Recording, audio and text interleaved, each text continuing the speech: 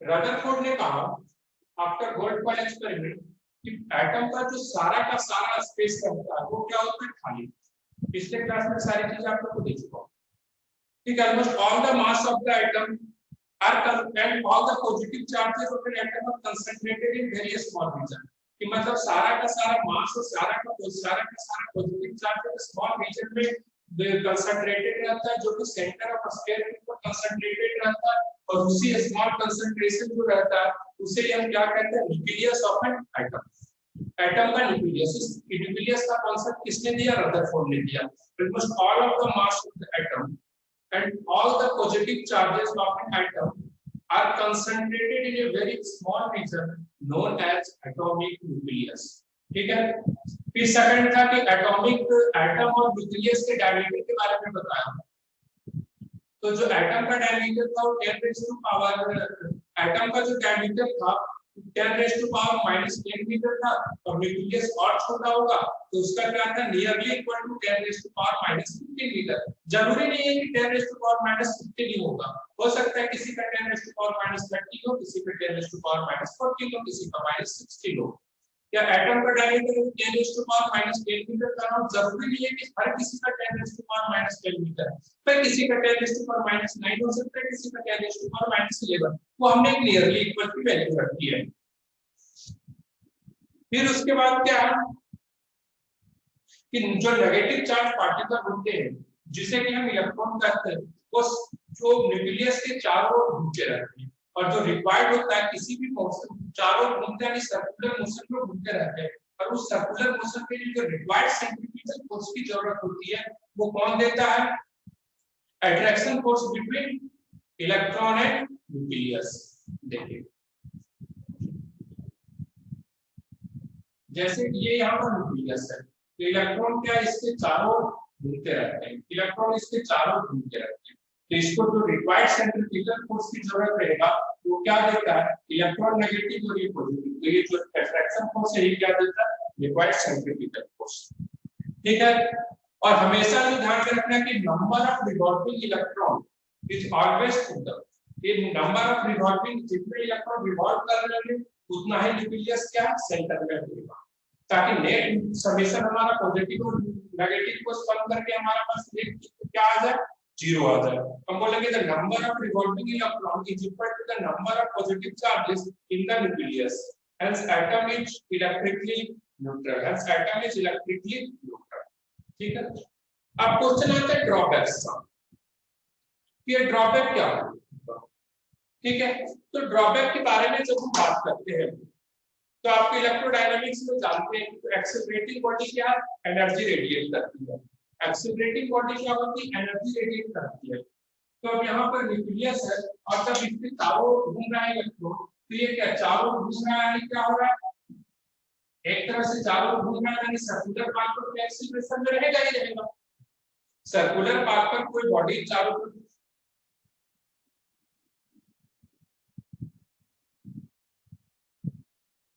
अच्छा चलिए कोई नहीं, आज हो जाएगा, आज जो है उसका फिर से मैं शानदार उसको दे दूंगा, तो आप लोग भी अपने ग्रुप में सेंड कर देंगे, कोई बात नहीं, ठीक है। तो अब क्या होगा कि यहाँ पर देखते जाइए जब ये सर्कुलर पार्ट, आप लोगों को पता है कि सर्कुलर मोशन में हर जगह पर एक्सीलरेशन होता है v²r, तो ये जब घूमेगा हर जगह पर एक्सीलरेशन होगा, तो एक्सीलरेटेड चार्ज पार्टिकल क्या करता है, एनर्जी रेडिएट करता है, और जब एनर्जी रेडिएट करते जाएगा तो धीरे-धीरे इसकी वेलोसिटी कम होते जाएगी, रेडियस कम होते जाएगी, तो फाइनली ये यहाँ पर न्यूक्लियस में जाकर के स्ट्राइक कर जाएगा। ये बोला गया कि भाई ऐसा है, तो कि जब तुम बोल रहे हो, रदरफोर्ड को बोला गया कि तुम बोल रहे हो कि सर्कुलर मोशन में घूम रहा है, तो बात तो सही है कि सर्कुलर मोशन में घूम रहा है, लेकिन ये तो एनर्जी रेडिएट करेगा, क्यों, क्योंकि सर्कुलर मोशन में घूमने की वजह से इलेक्ट्रॉन क्या है, एक्सीलरेटेड चार्ज पार्टिकल है।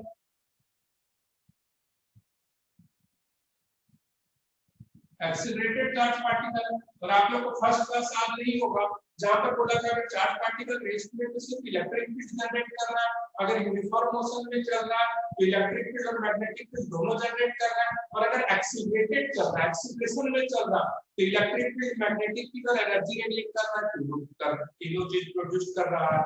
और इलेक्ट्रोमैग्नेटिक वेव्स में भी इस बारे में बताया। तो यहाँ पर भी जब एक्सीलरेटेड चार्ज पार्टिकल रहेगा तो एनर्जी रेडिएट करेगा, तो इसके पास जो एनर्जी धीरे धीरे कम होती जाएगी और फाइनली ये स्ट्राइक कर जाएगी न्यूक्लियस से जाकर के, ऐसा बोला गया। तो सही है। तो रदरफोर्ड ने इसका जवाब नहीं दे पाया, तो यहाँ पर ये खत्म हो गया। ये इसका ड्रॉबैक था। ठीक है। फिर क्या, ये failed to explain the spectrum of complex emitted by atom, complex spectrum. जैसे आप लोग पढ़ते हैं हाइड्रोजन स्पेक्ट्रम, तो ये सबको एक्सप्लेन करने में वो क्या है, फेल रहे कि एनर्जी कैसे आती है, एनर्जी एक से दूसरे में जंप करती है, तो एनर्जी रिलीज होती है, उसका कुछ वेवलेंथ होता है, इन सारी चीजों को एक्सप्लेन करने में वो फेल रहे। ठीक है। लेकिन फिर भी हमें मोटा मोटा जो बेसिक्स ऑफ फंडा एटम का कंस्ट्रक्शन है वो ले देखिए कि एटम का कंस्ट्रक्शन ऐसा ही होता है और आज भी वही चल रहा है। पर ये नहीं कह सकते हम और आप यही सही है। पर आप भी रिसर्च कीजिए, आप भी दे सकते हैं, लेकिन आप जिस चीज को दीजिएगा तो जो एटम जो एक्सपेरिमेंटली जो घटनाएं घटा रहा है, जो चीजें हो रही है, उसको आपको अपने थ्योरी से प्रूव कर दीजिए, तो आपका मान लिया जाएगा कि ये क्या है, सही है। ठीक है। ये था ड्रॉबैक। ठीक है। यहाँ तक ड्रॉबैक होने के बाद, इन सारी चीजें डिस्कस होने के बाद अब ये कुछ ड्रॉबैक्स आ गया। यानी कि मेन कॉन्सेप्ट क्या था, एक घूमने पर था और दूसरा क्या है, एनर्जी के ऊपर था। ठीक है। तो अब हम देखते हैं, यहाँ पर ये ड्रॉबैक आ चुका है। अब हम देखते हैं उसके बाद हमारा आता है Bohr's model for the structure of hydrogen और हाइड्रोजन लाइक। इनके 3 पोस्टुलेट हैं।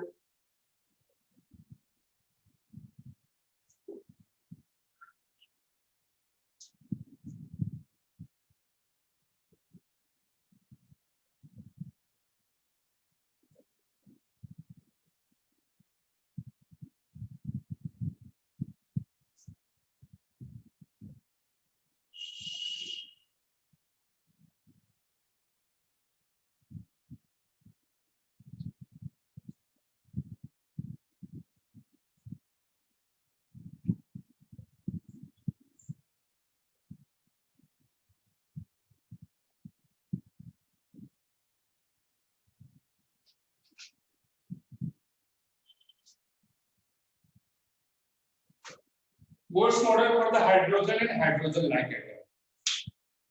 ठीक है। हाइड्रोजन में कितने प्रोटॉन कितने इलेक्ट्रॉन होते हैं,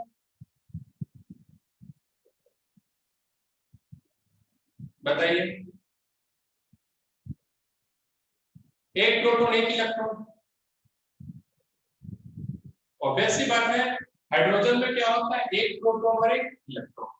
तो यहाँ पर कॉन्सेप्ट ध्यान में रखना है, हाइड्रोजन लाइक एटम मतलब क्या हुआ, जिसके पास एक इलेक्ट्रॉन हो, हैविंग ओनली वन इलेक्ट्रॉन।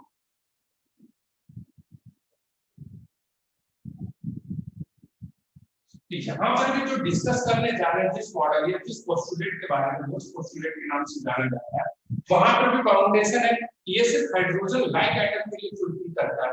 अगर हम लिथियम की बात करें तो लिथियम के लिए फुलफिल नहीं करता है, कि किसके लिए, लिथियम 2+ के लिए फुलफिल करता है। ठीक है। क्योंकि हाइड्रोजन हीलियम लिथियम, लिथियम में 3 प्रोटॉन 3 इलेक्ट्रॉन, 3 में से हमने 2+ कर दिया, नहीं 2 को निकाल दिया, इसके पास क्या बचा, सिर्फ एक और एक इलेक्ट्रॉन बचा है, तो वो उसके लिए फुलफिल करता है। ठीक है। ठीक है। हाइड्रोजन लाइक एटम जैसे कि लिथियम 2+ हो गया, हीलियम प्लस हो गया, hydrogen helium lithium beryllium, beryllium 3+ हो गया, एक्सेट्रा। ये क्या हो गया, हाइड्रोजन। अब हाइड्रोजन तो एक तो है ही।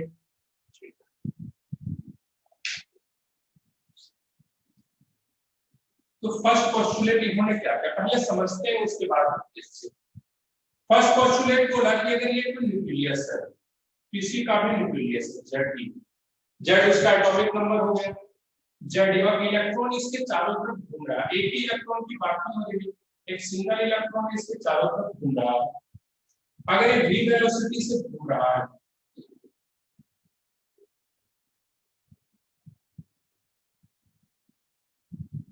क्या v वेलोसिटी से ये क्या हो रहा है, घूम रहा है। ठीक है। इलेक्ट्रॉन है तो मास ऑफ इलेक्ट्रॉन क्या है, v वेलोसिटी से घूम रहा है।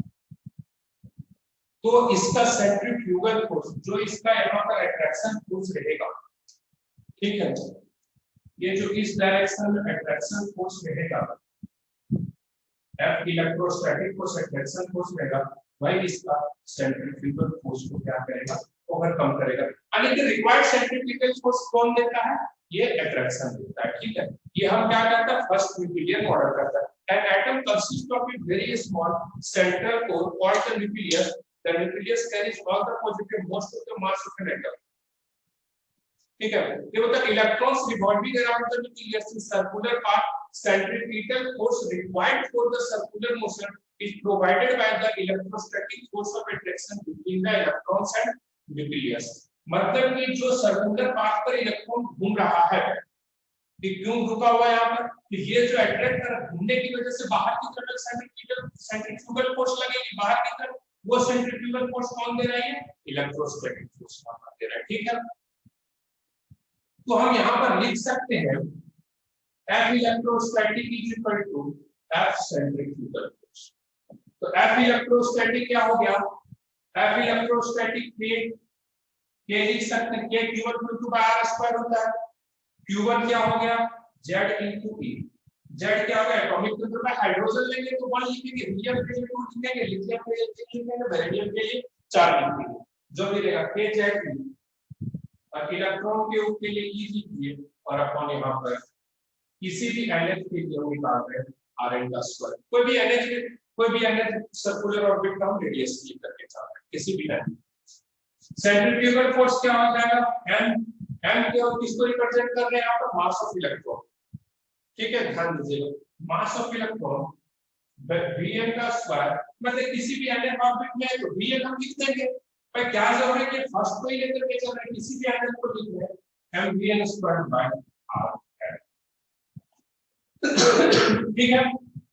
यहां से देखिए ये कॉन्सेप्ट ध्यान में रखिएगा, यहां से कैंसिल आउट कर दिए, तो यहां पर लिख देंगे mVn² = k Z e² by r, k Z e² by r,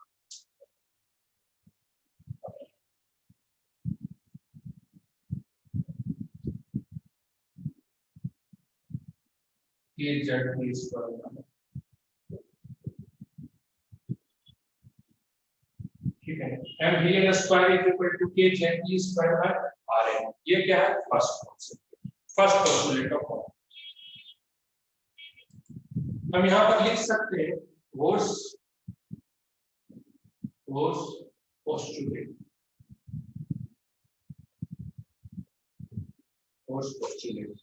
फिर लिखिए फोर्स फर्स्ट पोस्टुलेट, लिखिए फोर्स फर्स्ट पोस्टुलेट।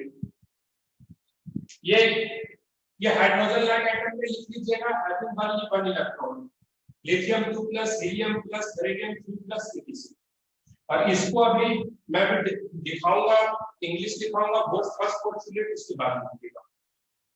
अगर बोर्ड का ये नहीं रहता तो मैं नहीं लिख पाता।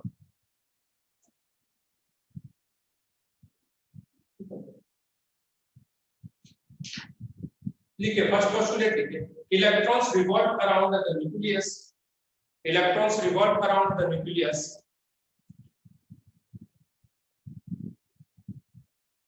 electrons revolve around the nucleus in circular paths,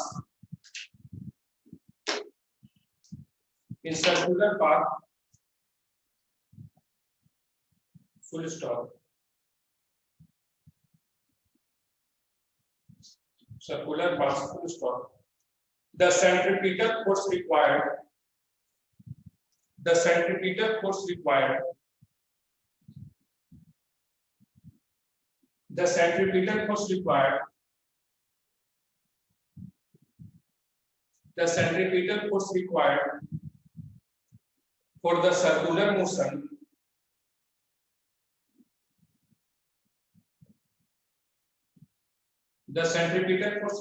for the circular motion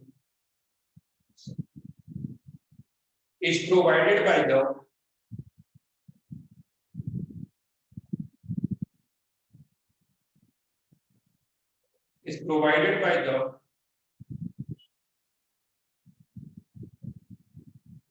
electrostatic force of attraction Electrostatic force of attraction. Electrostatic force of attraction between the electrons and nucleus. Between the electrons and nucleus.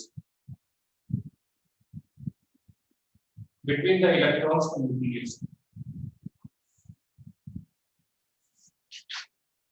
चलिए इसको note down कीजिए. चलो ठीक. अब देखो क्या हो गया, r vector cross p vector. अब सिंपल सी बात देखने वाली बात ये है, ठीक है, कि एंगुलर मोमेंटम m दिया. तो अब देखो यहाँ ये भी सर्कुलर मोशन में रोटेट कर रहा है, ये भी तो सर्कुलर मोशन में रोटेट कर रहा है, तो इसका भी कुछ एंगुलर मोमेंटम होगा. तो बोर जो थे उन्होंने कहा ये कि कोई भी पार्ट पर ये इलेक्ट्रॉन रोटेट नहीं करेगा. जैसे कि यहाँ भी एक सर्कल बन रहा है, इनफाइनाइट सर्कल बन रहा है, यहाँ से यहाँ तक कितने सर्कल बनेंगे, इनफाइनाइट सर्कल बनेंगे. थोड़ा सा रेडियस चेंज कर दो नया सर्कल, थोड़ा सा रेडियस चेंज कर दो नया सर्कल. तो उन्होंने बोला वो सारे सर्कुलर पाथ पर इलेक्ट्रॉन नहीं रोटेट करेगा, सर्कुलर पाथ पर चलेगा, सारे पाथ पर नहीं. जिसका एंगुलर मोमेंटम सिर्फ उसी पाथ पर चलेगा, जिसका एंगुलर मोमेंटम, ये दूसरे को वाले को लिखें, जिसका एंगुलर मोमेंटम जो रहेगा m vn into rn जो रहेगा वो integral multiple of h upon 2 पाई. जिसका एंगुलर मोमेंटम क्या रहेगा, integral multiple of h upon 2 pi. Chemistry में शायद आप लोग h अपॉन 2 पाई को h के नाम से जानते हैं, ऐसा पढ़े हैं क्या? पढ़े तो हम भूल गए, मतलब काफी दिन हो गए पुरानी बात. ठीक है, mvn हम h अपॉन 2 पाई लिखेंगे, अपने पास कोई एक्सपेक्टेशन नहीं है. क्या mvn यानी सिर्फ उसी पार्ट के ऊपर रोटेट करता है जिसका angular momentum integral multiple of h upon 2 पाई होगा. ये क्या बोला, बोर ने बोला. ठीक है, तो लिखिए सेकंड पोस्टुलेट लिखिए इसका. देखिए electrons can rotate, electron can revolve, rotate can revolve. Electrons can revolve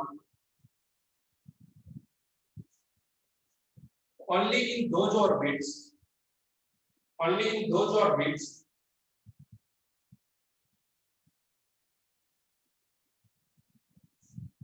only in those orbits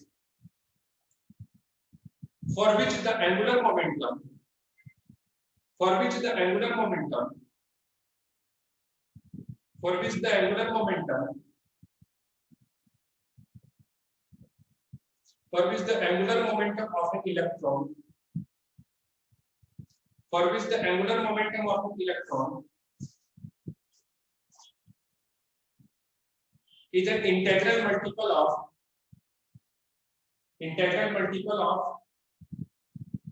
h upon 2 pi.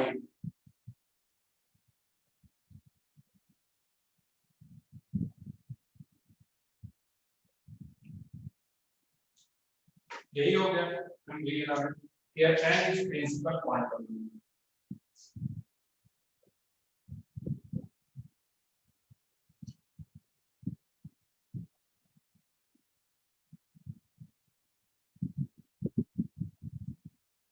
कभी कभार क्वेश्चन में आपको प्रिंसिपल क्वांटम नंबर पूछ लेता है. प्रिंसिपल क्वांटम नंबर पूछने का मतलब है कोई टिपिकल सा नहीं पूछा, वो यहाँ से n के बारे में पूछा कि n बताइए n क्या होगा.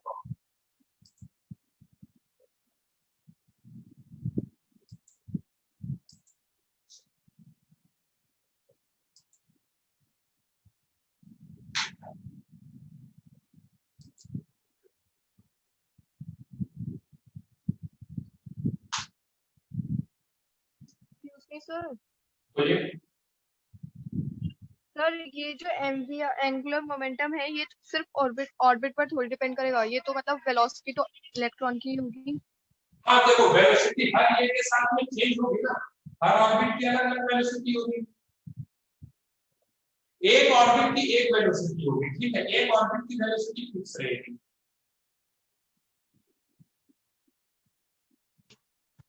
Yes sir. समझे? हर ऑर्बिट क्या क्वेश्चन क्या पूछना चाह रहे हैं, किस पूछिए.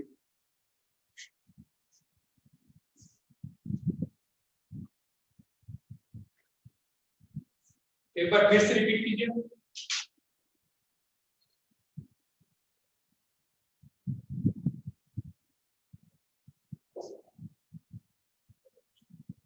आवाज नहीं आ रहा, तो चलिए कि देखिए यहाँ पर क्या वेलोसिटी से कंफ्यूज नहीं करना, हर ऑर्बिट की जैसे अलग अलग ऑर्बिट होता था के एल एम एन, इस तरीके से उसी तरह सोचना, ये अलग रहेगा ये अलग रहेगा, सिर्फ उसी ऑर्बिट में, मतलब कि ऑर्बिट एक यहाँ बना है तो दूसरा यहाँ बना है, तीसरा यहाँ बना है, जरूरी नहीं यहाँ पर भी आपको रिवॉल्व करना पड़ेगा, यानी फिक्स रेडियस पर ही रिवॉल्व करता है और फिक्स वेलोसिटी से, ठीक है, उसी को हम ऑर्बिट कह देते हैं, जहां पर ये रिवॉल्व कर रहा है उसी को हम ऑर्बिट कह देते हैं, ठीक है। और कुछ ऑर्बिट ऐसे पहले से कुछ बना हुआ नहीं है, और वो रिवॉल्व करेगा जब वेलोसिटी और रेडियस का जो मल्टीपल रहेगा वो integral multiple of h upon 2 पाई होना चाहिए, ठीक है। और उसके साथ में इसने ये बोला है कि जब ये रिवॉल्व करेगा तो इसमें से किसी तरह से कोई एनर्जी लॉस नहीं होगी, ठीक है। इसमें लिखा वायलेंट इलेक्ट्रॉन इज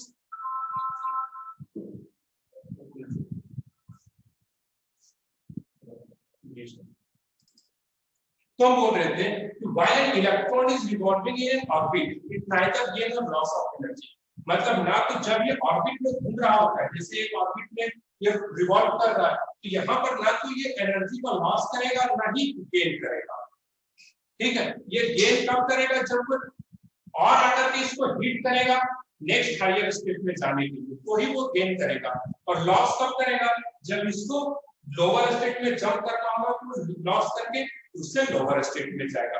तो चलिए यहाँ तक नोट कीजिए, इसको नोट कीजिए, उसके बाद उसके नीचे इसको लिख लीजिए।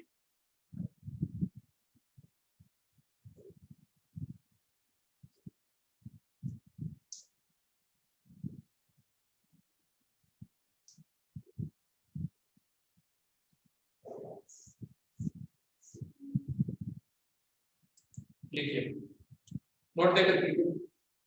while an electron while an electron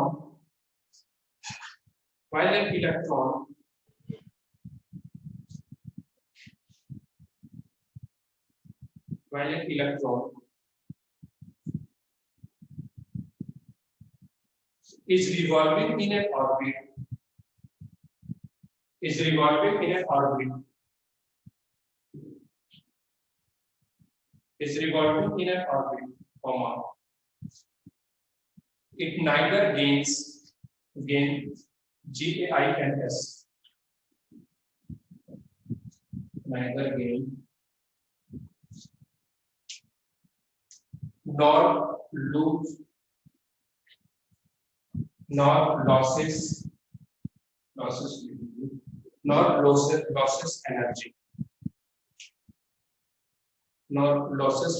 energy, full stop, nor losses energy, full stop, not losses energy, full stop. Therefore,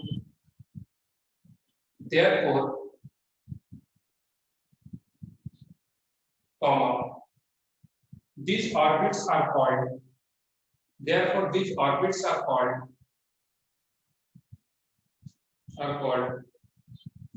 stationary states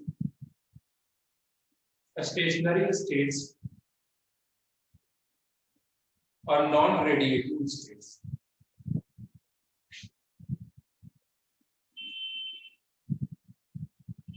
और non-radiating orbit, sorry, states नहीं orbit लिखिएगा, non-radiating orbits, full stop. These states have a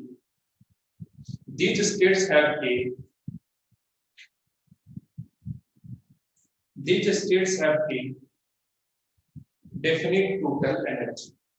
These states have a definite total energy. These states have a definite total energy. Full stop. ठीक है, मतलब orbit में ये energy radiate नहीं करता, लेकिन ये अभी घूम रहा है तो नहीं करेगा, लेकिन अगर इसे ऊपर भेजना हो या तो ये नीचे आना चाह रहा हो, उस कंडीशन में वो फोटोन को एमिट करता है जब जरूरत पड़ेगा। अभी देखिए हमने दो पोस्टुलेट की बात कर ली है। तीसरा, अगर ये रिलेशन को ध्यान में रखिएगा बस आप लोग। अभी देखिए अभी हम लोग जिस स्टेप में जाने वाले उसमें बहुत सारे डेरिवेशंस हैं। आप लोग पढ़े भी होंगे एटम्स, इसमें देखे होंगे रेडियस का अलग फंक्शन निकल करके आता है, वेलोसिटी का अलग फंक्शन आता है, एनर्जी का अलग आता है। तो उस कंडीशन में क्या हमें चीजें जो रखने के लिए बोल दी जाती है, और रखना ही मुझे नहीं लगता है कि पॉसिबल है। अब पता नहीं लड़कियों का नहीं कहा जा सकता, आप लोग समझे आप लोग, लेकिन रखना एक फायदे वाली बात नहीं है मेरे अकॉर्डिंग। अब आप लोग अगर रखने में सक्षम है तो कोई बात नहीं, ठीक, लेकिन समझ करके उसको डिराइव करने का कोशिश करेंगे, ठीक है। आगे देखिए, अब हम नेक्स्ट पोस्टुलेट, थर्ड पोस्टुलेट की तरफ आते हैं। थर्ड पोस्टुलेट में क्या होता है, जैसे ये हमारे ऑर्बिट हो गए, ये फर्स्ट ऑर्बिट है, ये सेकंड है, ये थर्ड ऑर्बिट, फोर्थ ऑर्बिट है। तो जो इलेक्ट्रॉन्स है, जो इलेक्ट्रॉन्स है यहाँ पर, वो हमेशा ध्यान दीजिएगा हायर एनर्जी स्टेट से लोअर एनर्जी स्टेट में आने का कोशिश करता है। क्यों? क्योंकि lower energy state is more stable. समझ में आ रहा है? Lower energy state is more stable. लेकिन क्या वैसे ही आ जाएगा? नहीं, जब इसके पास खाली जगह रहेगा तभी आएगा, ठीक है। इसके पास खाली जगह रहेगा तभी आएगा। जैसे कि ये चलिए यहाँ से यहाँ पर, ठीक है, ये जैसे कि यहाँ से यहाँ पर जंप कर दिया 3 से 1 में। अभी नहीं बताऊंगा कि कितना एनर्जी निकलता है, क्या निकलता है, वो तो डिराइव करेंगे, फिर बताऊंगा कि इस यहाँ से यहाँ आने में कितना एनर्जी निकला है इसका। जैसे कि सब कुछ हाइड्रोजन में -13.4 है, ये समथिंग है, ये इसका गैप 10.2 है, इसका गैप 1.5 समथिंग, वो अलग बात है, बाद में, ठीक है। यहाँ से यहाँ पर जंप किया, जब एक इलेक्ट्रॉन जंप करता है एक ऑर्बिट से दूसरे ऑर्बिट से, तो ये क्या करता है, यहाँ से एक फोटोन एमिट करता है। सिंगल फोटोन, ध्यान में रखिएगा, एक फोटोन एमिट करता है। ऐसा नहीं कि बहुत सारा फोटोन एमिट कर दिया, नहीं, एक फोटोन एमिट करता है, ठीक है। इसको ध्यान में रखिएगा, सिंगल फोटोन। एक बार जंप किया तो ये सिंगल फोटोन एमिट करेगा।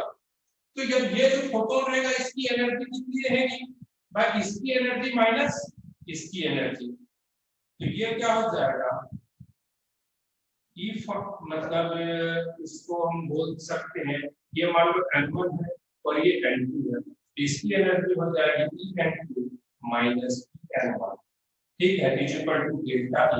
और एनर्जी फोटोन का क्या होता है, H into म्यू। टेंशन मत लीजिए, इस चैप्टर में सिर्फ एनर्जी ही पढ़ना है, H into म्यू। यहाँ से हम फोटोन का क्या फाइंड कर सकते हैं, यहाँ से हम फोटोन का फ्रीक्वेंसी फाइंड कर सकते हैं। और आगे चल करके सिर्फ एनर्जी ही तो हमें पढ़ना है, dynamic slip, partial slip, partial slip, क्योंकि ये है प्रोसेस, ठीक है। फिर मैं बताऊंगा एक्साइटेशन की, एक्साइटेशन में डिटेल से बताऊंगा कि यहाँ पर प्रोटॉन, यहाँ पर इलेक्ट्रॉन है, इसको कितनी एनर्जी दी जाएगी, वो एक्साइटेड होगा, फिर कितने सेकंड तक वहां पर रहेगा, कि डी एक्साइटेड होगा, पूरे डिटेल में पढ़ाऊंगा, ठीक है। चलो या इसको नोट डाउन कीजिए, पहले लिखिए, लिखिए an electron may jump from an electron may may jump from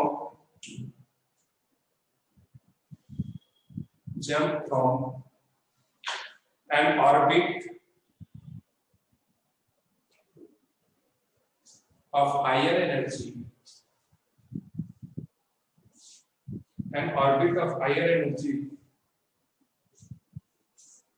to that of lower energy.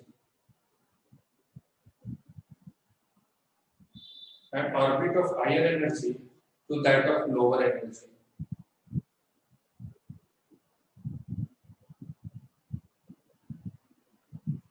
To that of lower energy. Thereby emitting a photon.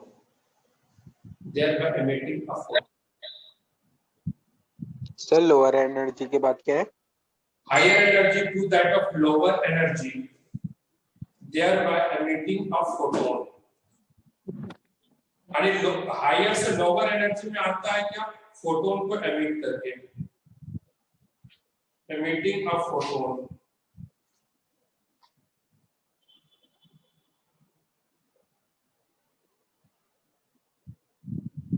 emitting a photon, full stop. The energy of this photon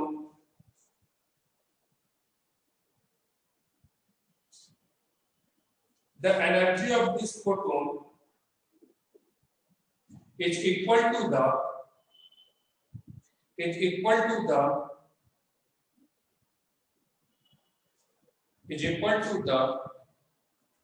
difference between the energy levels. Difference to the energy level.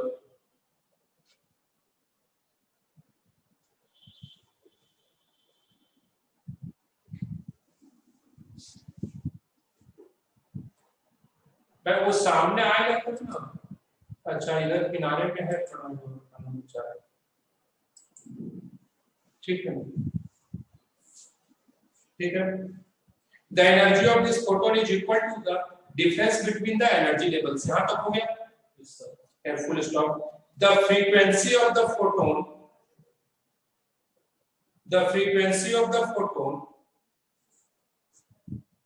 can be calculated as follows. इसको लिख लीजिए, तो diagram इसको draw कर लीजिए.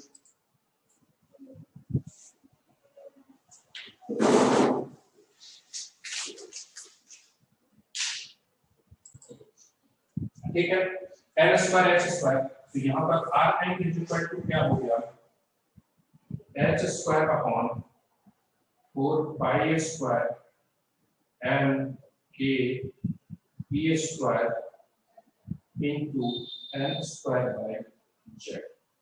ठीक है, r n क्या आ गया, h स्क्वायर, ठीक है, ये h square m e square m k e square 4 pi epsilon cancel, यहां पर आ गया. अब यहां पर क्या सारी वैल्यू जब हम पुट करेंगे, ठीक है, जब हम सारी वैल्यू पुट कर देंगे, h इक्वल टू पुट कर दिया हमने, h इक्वल टू कितना होता है 6.63 इनटू 10 रेज़ टू पावर कितना होता है -34. यस सर, -34 या +34, -34 यही होता है ना, -34 या +34, -34. पाई की वैल्यू पता है, यह मास ऑफ इलेक्ट्रॉन की वैल्यू ले रहे हैं, 9.1 into 10 raised to power -31 kg. k की वैल्यू क्या है, 9 into 10 raised to power 9 newton metre square पर kg square, newton metre square पर कूलम स्क्वायर. k की value 9 into 10 raised to power 9 newton metre square पर कूलम स्क्वायर. और e की value क्या हो गई, e की वैल्यू यहां पर लिख रहा हूं मैं, ठीक है, इधर यहां पर e की वैल्यू क्या हो गया, e की वैल्यू क्या हो गया 1.6 into 10 raised to power -19 coulomb. After putting the all value, ठीक है, अब पुट करने के बाद क्या हो गया, r वैल्यू इक्वल टू आ जाएगा 0.529 into n square by z angstrom. ठीक है, एंगस्ट्रॉम माने 10 रेज़ टू पावर -10 मीटर. अब ऑब्वियस सी बात है, कितनी वैल्यू पुट करना, कैलकुलेशन करना कोई मतलब ही नहीं, आपको रिजल्ट पहले से भी याद है, तो ये आ जाएगा 0.529 एंगस्ट्रॉम. और इंडिपेंडेंट ऑर्बिट का जो रेडियस है वो क्या है, किसके ऊपर डिपेंड कर रहा है, n के ऊपर और z के ऊपर, यानी rn इज directly proportional to n square by z. इससे आपको क्वेश्चन दिया जाएगा. अब डिटेल जो क्वेश्चंस हैं ये मैं आपको नेक्स्ट क्लास में बताऊंगा. ठीक है, यहाँ तक नोट डाउन कीजिए आज, या इसका स्क्रीनशॉट ले लीजिए. आज का क्लास यहीं पर खत्म करते हैं.